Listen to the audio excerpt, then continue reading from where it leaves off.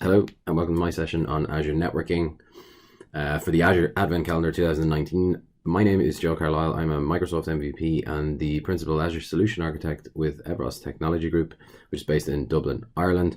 Thank you for taking the time out of your day to watch my session. The Azure Advent Calendar, if you're not familiar with it yet, the hashtag is hashtag Azure Advent Calendar. I think it's a great idea. A good time of the year to get the community together to share some content and knowledge. Thanks to Gregor and Richard for setting it up and running the event. You guys have done a great job so far. We're on day 12 now. Many more days to come. If you haven't seen any of the content so far, please go back and check them out. There's been some quality sessions across the board from the community, and there is loads more to come. Having said that, let's get started with my session on Azure networking. So when you start talking about networking, it's important to look at it from the global scale initially, right? This is what Azure does pretty much better than anyone else. There is some form of Azure in around 140 countries. That equals to about 55 at the latest number. Data regions, the likes of North Europe, UK South, etc. And what is very interesting from a network perspective, not only is it these transatlantic cables, right, which just offer a phenomenal amount of throughput, it's that the bandwidth that's available in every region is enormous, right? This is something that other providers and yourself as a business, whether you're an SMB or an enterprise customer, are going to find very difficult to be able to afford, and you wouldn't be able to match it most likely if it was something that you were considering deploying yourself in some manner. There's over 100,000 miles of fiber optic and undersea cable systems that Microsoft have put in place, and it is the fastest connectivity possible between you and a public cloud data center. It's 100 gigabits over Azure ExpressRoute.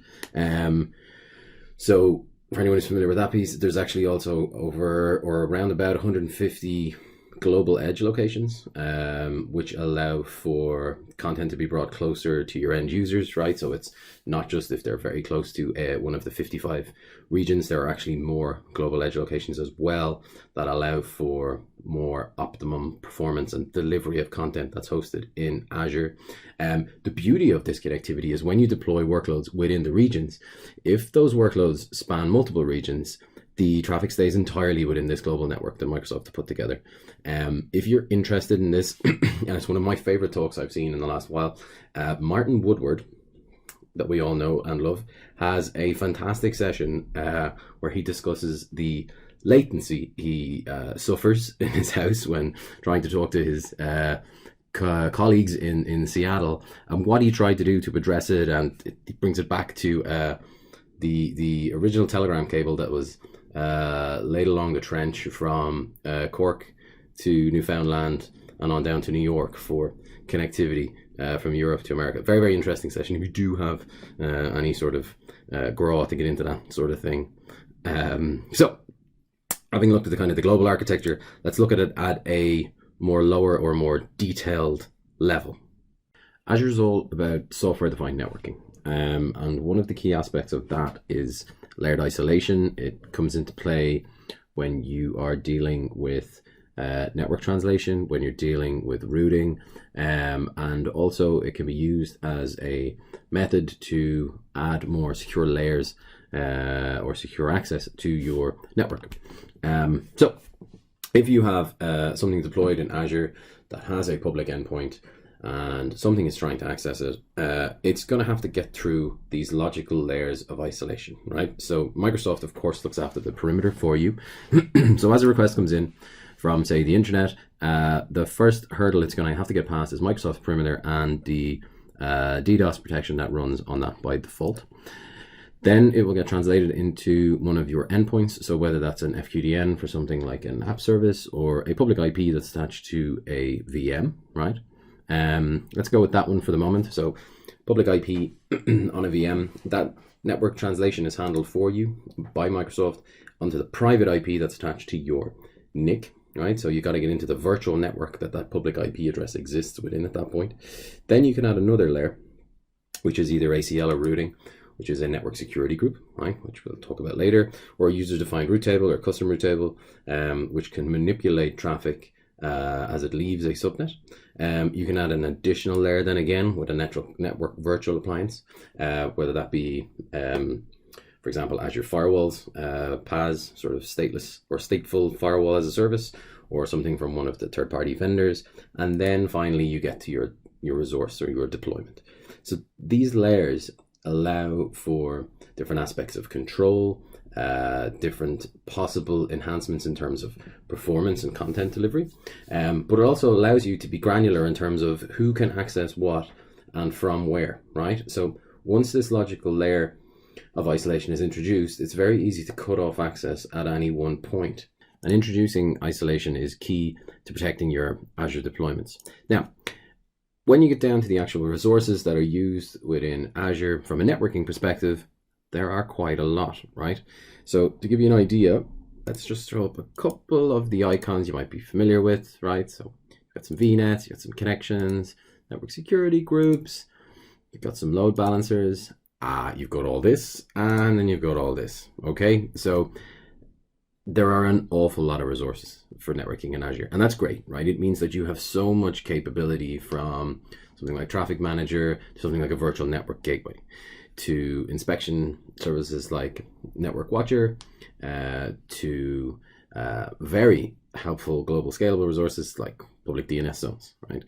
But how you use them, or the fact that there are so many, means that everyone can use them ever so slightly differently, and you can layer these services together.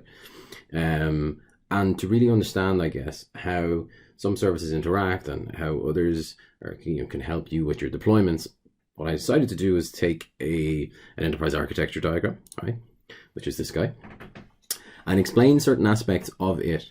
This would be a fairly standard implementation for a lot of companies when it comes to using Azure as, say, a data center or an extension of their current one, right? Nice resilient connection from ExpressRoute over private peering, terminating an ExpressRoute gateway with a DMZ with an NVA, a management subnet with a Bastion or jump box. You've got some shared services in that hub VNet, then you've got a peered spoke VNet, right? This is normally where people start to kind of go, hang on a second, how do I even start to set this up, right? So to help, what I decided to do was I'm going to break down the resources that are in play here into the key aspects, right? The bits that make sense or make this a little bit easier to understand. So of course, we're going to need virtual networks, right? We're going to talk about those for scale, and to get back to our layered isolation, right? Another way of doing it that's helpful is VNet peering. So we're going to talk about that. One of the resources that you'll see again and again and again, whether you deploy a single VM or you deploy an entire data center, is a network security group. So we're going to talk about those. And then finally, the sort of production or recommended method of private resilient connectivity to Azure from your own on-prem network or data center, ExpressRoute. So we go into that too. I want to talk about that one rather than say VPN, because it's probably a little bit harder to get your head around for most companies, whereas VPNs are something that you're probably quite familiar with and maybe you could do it with your eyes closed. I don't know. But let's start with these 4 resources. We'll go through those, and then by the end of our little sort of session, you hopefully have a much stronger understanding of a network architecture such as the one on screen. So let's start with virtual networks. If you've ever seen a session I've done on Azure Virtual Data Center, you'll hear me kind of bang on about how virtual networks are your core resource. It's the one that you got to get right. So spend some time designing it, get it right at deployment, and you won't have any problems later on. On screen, what we've got is a very simple VNet 01, right, with an address space 10.123.0.0/16. So an enormous amount of addresses, but you'd rather have them in Azure than go looking for them later, believe me, or trust me from experience. We've defined 2 subnets with VMs in each. So let's go back and say what a virtual network is. Okay, it is a isolated, logical network that provides connectivity to and from your resources. Couple of the key differences between what a virtual network is, I guess, in Azure to what a network might be that you're familiar with on-prem. It's layer 3 software defined network, which means certain things aren't possible. One of those common ones that comes up again and again is address spacing. So you can't have contiguous addresses or overlapping address spaces in Azure. For example, the one on screen, the 10.123, if you had that on-prem as well, you wouldn't be able to connect these on a private circuit. So you'd have to have something else, 10.124, etc. You can't stretch your VLANs that you might do on the moment on-prem. Again, quite simple, but can be quite difficult when you get to scale or you get to multiple sites, or if you're a provider and you're connecting privately to multiple customers. You'll see 192.168 again and again and again. You might see 10.10 again and again and again, and then it becomes quite tricky. So the VNets that you would create, like I said, provide connectivity both to and from. So you have a couple of different manners for that. You've got intra-VNets, so traffic leaving and arriving to the VNet, intra-VNet, so traffic within it. And that's all controlled by a system route table, which is created alongside the VNet address space that you create. The two default routes you need to know about are that all traffic within your VNet can route to each other. Creating a second subnet doesn't mean that those subnets are isolated. They are linked inherently by the system route table, as is everything else within the virtual network address space. The second route is an intranet route. So by default, alarm bells, you can route out to the intranet immediately on the system route table. It is allowed. The performance is actually quite good, but it's something that people aren't necessarily immediately aware of and then often have to fix by either NSG or custom route table. So once we have a virtual network like the one on screen defined and deployed, if we think back to the architecture screen, one of the components was then to be able to peer these virtual networks. So in this instance, we've added a second VNet. For simplicity's sake, I've just shown two subnets, one in each, a VM in each as well, right? A VM must always exist within a subnet, which always must exist within a VNet. Layers, layers, layers. So when you have a VNet peering, like I mentioned earlier, there is system route tables. Okay, so for VNet 01, it has its local address range and it has an internet route. VNet 02 has its local address range and an internet route. Very, very straightforward. Means everything within the VNet can route to each other, and everything within VNet 1 can route to each other, and everything in VNet 2 can route to each other. There is no connectivity between the two at the moment. So again, it's a logical, isolated network. However, if you want to connect these two VNets, the most optimal and cheapest and most efficient generally way of doing that is with virtual network peering. Right? It's very, very quick and easy to do, but you got to know what happens once you do it. Okay, so if we introduce a peering to these two VNets at the base level, the system route table is changed. Okay, so we did have just the individual routes. When you peer the two VNets, the default requirement is that the system route table then gets its peered address space written into it. So now immediately subnet 1, once the peering is active, is able to route to everything in VNet 02. Okay, so VNet 01 subnet 1 can now route to everything in VNet 02. And likewise, VNet 02 can route to everything in VNet 01. There are a couple of different settings you can change on peerings, which the likes of, say, gateway transit. If one of the VNets had a virtual network gateway, the peered VNet could make use of it if it didn't have its own virtual network gateway as well. Combining peering is the simplest way of creating a hub-spoke networking model where you can have isolated workloads connecting to a shared service hub to allow, say, efficiency or economies of scale, right, by having the perimeter connectivity in the hub and the resources sit in each spoke, which means you don't need to, for example, have, if you had 3 spokes, you don't need 3 methods of perimeter connectivity, one for each spoke. A single hub does all that for you, and your resources exist behind them in the spoke. And again, they're logically isolated until you start adding peerings. One other note about peerings is they're not transitive. So if we added a third VNet here, VNet 03, and paired VNet 01 to it, VNet 02 would not be able to get there over the peering to VNet 01. So A to B to C isn't possible. You would have to add a peering from A to C as well, or VNet 2 to 3 as well in that instance. A little bit confusing, but non-transitive, I guess, is the main message from VNet peerings. Next, You go a little bit lower level when it comes to virtual networks, and that's to look at network security groups.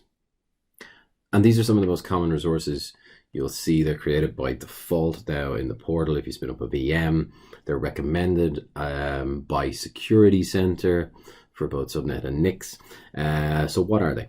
They are an ACL that is to define an access control list to your resource. They can be deployed to a NIC or to a subnet or to both. They have a one-to-many relationship. However, both NICs and subnets have a one-to-one relationship with NSG. Explain that in a different way. A single NSG can be applied to several subnets, but a subnet can only have one NSG applied to it. Traffic is handled depending on the rule in terms of how it's processed. Traffic is handled at subnet, then NIC, in terms of inbound traffic, and if it's outbound from a VM, it would be handled by NIC and then subnet layer. So that applies directly to your NSGs as well. So if you have a rule on a subnet NSG, you will have to get past that layer first. Then if you had an NSG applied to your NIC as well, like we do on screen, you'll have to get past that layer, and then eventually you get access to your VM. The same happens in reverse. If your VM is trying to get out bound to connect to something, traffic starts at the NIC and has to get past that NSG layer. Once it makes it through that, it then has to get past the NSG at the subnet layer before it can finally make its connection to wherever it's meant to be going. This concept of layers, again, goes back to what we discussed earlier with virtual network and its layered isolations. NSGs are a method of intercepting traffic or preventing traffic that you don't want. By default, there's a couple of rules there that allow for all VNet traffic, load balancer probes, etc. So you've got to overwrite those if you want to, say, prevent subnets from talking to each other. And again, you'd have to do that both inbound and outbound. It has two separate rules tables.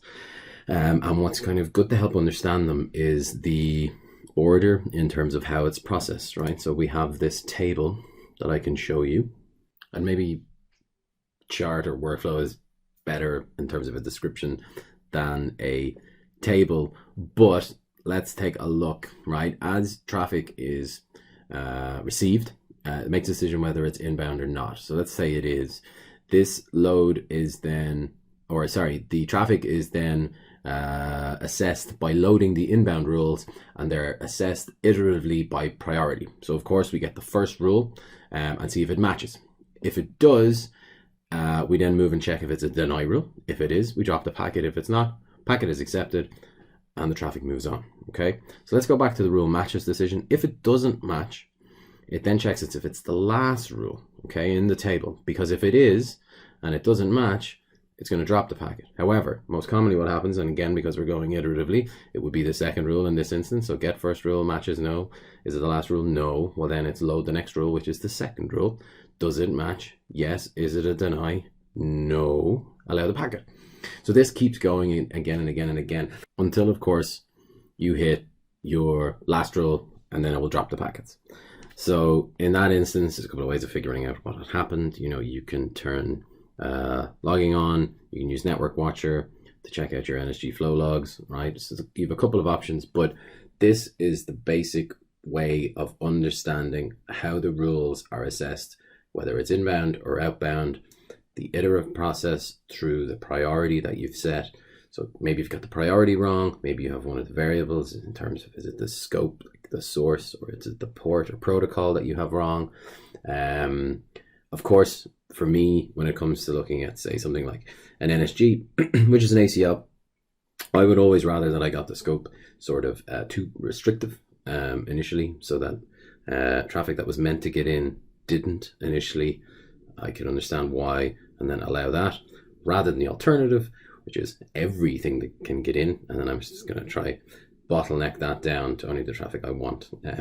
I prefer to always start with no traffic and then add the specific scenarios, ports, protocols, destinations, sources, etc. that are required. It's a nice sort of best practice to just have your NSGs quite clean and a little bit easier to manage because they can get a bit unruly at scale. So the next item then was ExpressRoute, which is a little bit complex at times, but hopefully I'm going to be able to explain it in a way that makes sense. So what is ExpressRoute? I've caught myself calling it a fancy VPN at times because it does allow you private connectivity to your resources, but it can also allow similar connectivity to the public endpoints from Azure, as well as Office 365 too, which is referred to as a Microsoft peering, which can be great. Sometimes it's a requirement as part of an industry that there isn't any traffic routed over the internet, regardless of whether it's encrypted on a VPN tunnel. So ExpressRoute is your only alternative there for connecting to endpoints like storage accounts or Azure SQL, or Exchange Online, for example, in Office 365. What ExpressRoute, I guess, is in terms of basic hops, you connect to your partner edge, right? So this is most likely your ISP or maybe a colo in a cloud exchange or something like that. There are then two logical circuits, primary and secondary. So it's a redundant pair of BGP sessions that connect from the partner to the Microsoft edge. That's when you start to see your Azure resources, right? That'll be your ExpressRoute circuit that you've created within Azure. In that, there are different peering set up. So you can have your public peering, which is off, or your Microsoft peering, which is off to the public resources, and then your private peering, which you will connect the circuit to a virtual network gateway for ExpressRoute rather than VPN. And that is obviously linked to a VNet, and that puts the connectivity live by pushing all the routes via BGP. So to bring that back to a concept that maybe makes a little bit more sense, with a VPN, you have a relationship from your appliance on your customer network or your own network in that instance across the internet on an IPsec tunnel to the Microsoft edge, which again is a virtual network gateway for VPN, which you connect to a VNet. So we have an extra kind of hop in the middle here, which is the partner edge. So that will be your ISP for most people. So if you already have, say, an MPLS connection with a provider, most likely they are able to link into the Microsoft edge as part of that. So it will be a route off of your MPLS. If not, there are many, many options, and it's all dependent on your location, right? One thing to note with ExpressRoute is that you will see a concept called a peering location for the circuit. And depending on how familiar you are with the data regions in Azure, you might see that they don't line up exactly, right? And not all ISPs have access to all of the peering locations either. So you got to be careful in terms of making sure the circuit and your resources are deployed within the most efficient or optimal location. Best example I can think of is if you're using either of, say, the West US data regions, so West US or West US 2. They are based pretty far apart on the west coast of the US, but one of the peering locations is Silicon Valley. And if you're using West US 2, that data region is actually up near to Seattle. So you've got an awful lot of a run between that peering location for ExpressRoute and where the actual resources would live if they're in West US 2. So you're better off provisioning the resources in, say, West US, which is closer to the peering location of Silicon Valley. And again, dependent on the partner or ISP involved, they may only have access to certain peering locations.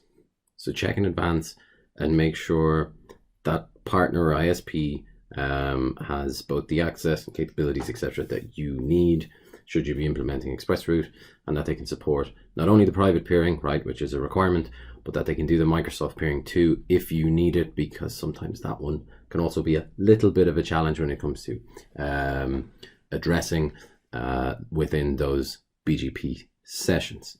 I have seen a deck for Azure Foundations, for example, that talks about networking, where there are 230 slides on ExpressRoute alone. So it is a very interesting topic. It's one that you can probably go a little bit more kind of deep dive than this on it, but that is what you need to know about it.